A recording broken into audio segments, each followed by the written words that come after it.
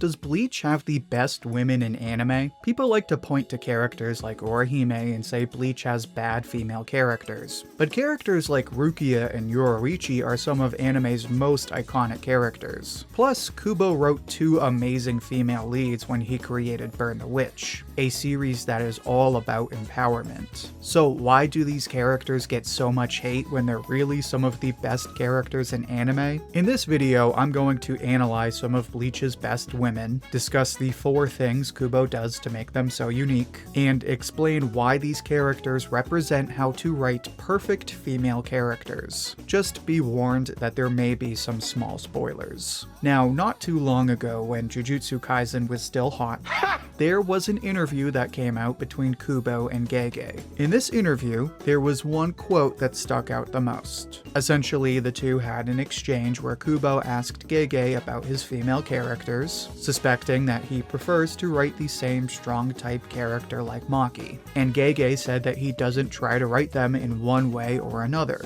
This prompted thousands of Bleach haters on Twitter to come out and accuse Kubo of writing the same kind of female characters over and over, namely characters like Orihime. Funny enough, Orihime has been in the top 10 for all but one of Bleach's character polls, and the one time she wasn't, she was still at number 12. So clearly, Orihime is a popular character. In fact, she's just as popular as anyone else, always ranking close to Rukia and actually beating Yoruichi all but one time. Evidently, Orihime is the perfect example of the characters in Bleach getting hate even while they're extremely popular. And in Orihime's case, this can be summed up in one word: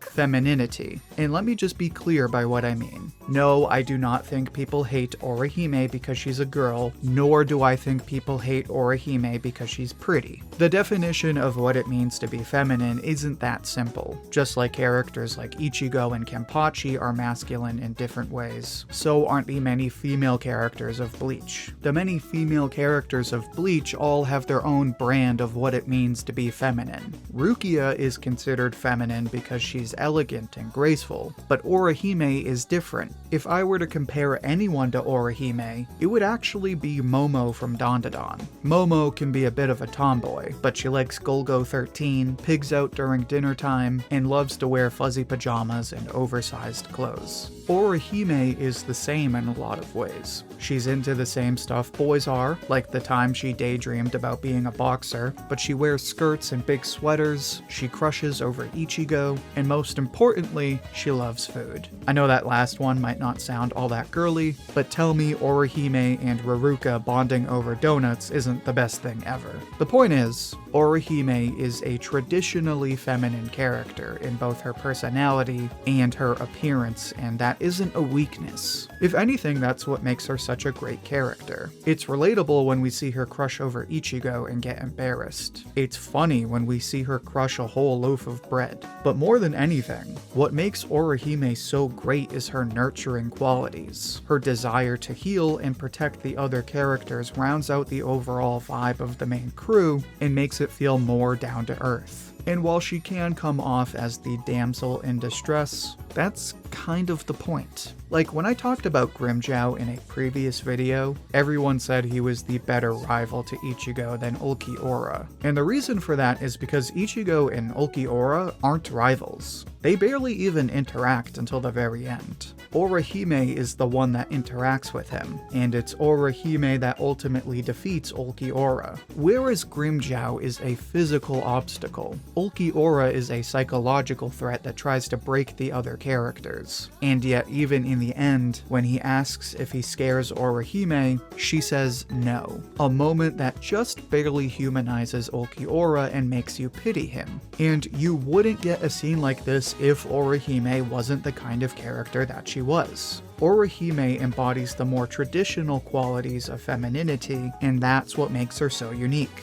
That being said, that's just one end of the spectrum. Bleach has many different female characters, and while some of them like Orihime and Raruka are more girly, others are less so. But before I say more on this, make sure to like the video if you're enjoying it so far. It's the easiest way to support the channel, and it helps spread the video to other viewers like you. But like I was saying, on one end, you have the more girly characters like Orihime. On the opposite end, you have the so-called cool characters that also happen to be girls. And while there's many characters like this in Bleach, I'm sure the name we're all thinking of is Yoruichi. Now, while I would place Yoruichi in that category of cool character that happens to be a woman, I would like to make one disclaimer. To be clear, I think she's different from someone like Erza. People often reference Erza because she's badass and she doesn't make being a woman her whole identity. Yoruichi is similar in the sense that she is also badass. Plus, her gender doesn't define her entire character. She's one of the more tomboyish characters in the series, and even pretends to be a male character in the beginning. Very well. Are we all here now? Yes, sir. But that doesn't mean being a woman has nothing to do with her identity. Yoruichi teases Ichigo for being shy, takes pride in her legs after a comment from Aizen, and scolds Urahara for staring at her while he talks to her. So when I say she's a cool character that happens to be a woman, I don't mean to say that being a woman has no role in her identity. In fact, it's a fairly important part of her character. She was one of the few female captains. She's a big sister to Soifone, and she often makes jokes about the gender dynamics in the group, like asking if she's Ichigo's fiancé when he asks about her brother, or giving Ichigo a hard time when he's too embarrassed to comment on Orihime's new outfit. Funny enough, this is what makes Yoruichi such an important character. Orihime is an example of a character that you might see yourself in. Like, if you're the kind of person that's a bit of an airhead and eats lots of bread, then you might feel represented because she's relatable. Yoruichi is more likely an example of a character you might see the person you aspire to be. She's a leader, she's cool, she has insane abilities, but most importantly, she's confident. Yoruichi certainly isn't the strongest character in Bleach, but she never doubts herself and is always confident in her own abilities. So on the one hand, Yoruichi is entertaining to watch because of all the cool stuff she does. On the other hand, this cool stuff helps her serve as a source of positive representation. But the same is true for Orihime too. The only difference is that they go about it in different ways. And even in the case of Yoruichi, the fact that she's so confident while fully embracing her feminine qualities makes her an even better source of representation. Because she's not just a cool character that also happens to be a woman. She's a cool woman. Because of this, female fans can more easily identify with her character. It's for this reason that you don't need to write a female character and then ignore their female qualities. In fact, it's better when you make those a part of their identity, just like you would for masculine characters like Ichigo.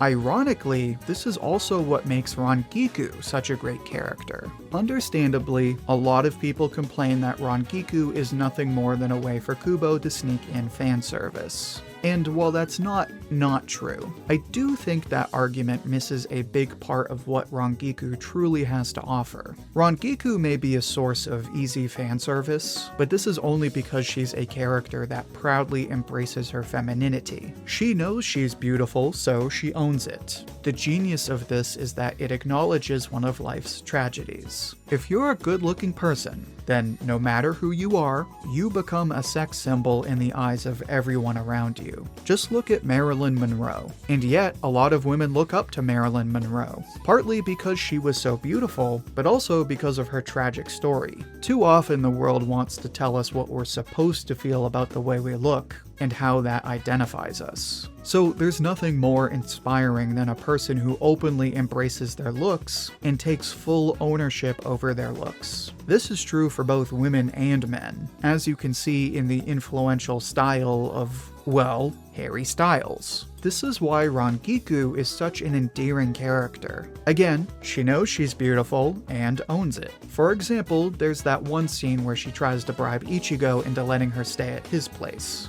Understandably, some people might find this to be reprehensible, but others might feel empowered at the thought of using their good looks to persuade people and get what they want. Like I've been saying, there is no one-size-fits-all when it comes to what it means to be a woman, but whereas Orihime represents the more traditional side, and Yoruichi the more tomboyish side, Rankiku finds herself somewhere in the middle. She clearly embraces her feminine charm, but she's also different from a character like Orihime since she's able to hold her own in a fight. Now, with these three characters, you have what I would consider the holy trinity of women in Bleach: femininity, confidence, and charm. Granted, the characters share these in varying degrees, but they all still have each of these qualities to some extent. But in addition to these three qualities, there's one more thing you need to have a great female character, and that, of course, is great writing. In Bleach, the female characters are great because they're unique sources of representation, but they're also just all-around great characters. Orihime is a well-written character with her own arc. Yoruichi is a cool character with a number of quirks. Rankiku is a well-rounded character with her own unique backstory with Gin, and this extends to the many other characters of Bleach as well. Harabel has a relatively short appearance in Bleach, but we get to see her story and how it represents sacrifice. Tite has a sadly minor role as the story goes on, but in the beginning she's an important character that shows us the kind of strong friend Ichigo grew up with. As a matter of fact, Ichigo is surrounded by strong women for the entire story, really. He grew up with his mother, who nurtured and protected him. He has his two sisters. He has Tite, Orihime. Later on, he has Ikumi, who gives him a job and offers him both comfort and guidance. And of course, he has Rukia, arguably his best friend in the whole series, which I know is a touchy subject for all of you shippers out there, but that is not a romantic relationship in the slightest. Rukia is someone who Ichigo looks up to, respects, and values as a source of positive affirmation. Like other people have said, she's more like a sister than anything else. So, with all of that said, it's really no wonder that Bleach has so many amazing women. They're confident, they own their appearances, and they also embrace their feminine qualities as part of their identity without trying to make up for them. And on top of that, they're also great characters in general. While it is important to not make gender a character's entire identity, gender roles have a big influence, so ignoring them or writing around them can create even more problems. It's because Kubo has these characters embrace who they are and how they look that he's able to write so many characters that serve as positive representation. It's how he went on to write a great story like Burn the Witch. It's why Ichigo grew up with all of the great values that he learned from so many strong women, and it's why Bleach has some of the best women in all of anime and manga. But now I'd like to hear what you think. Does Bleach have the best women? Who are some of your favorite female characters? Share your thoughts and see what everyone else has to say down in the comments. I'll pick my favorite and share it as comment of the week on my community tab. And if you'd like to join me for more discussions like this one, then check out my live streams every Sunday, Tuesday, and Thursday. In those live streams, I react to new chapters as well as discuss other anime and manga topics. Also, check out my other Bleach videos, which you can find in the playlist linked right here. Until then, thank you for watching, and I hope to hear from you soon.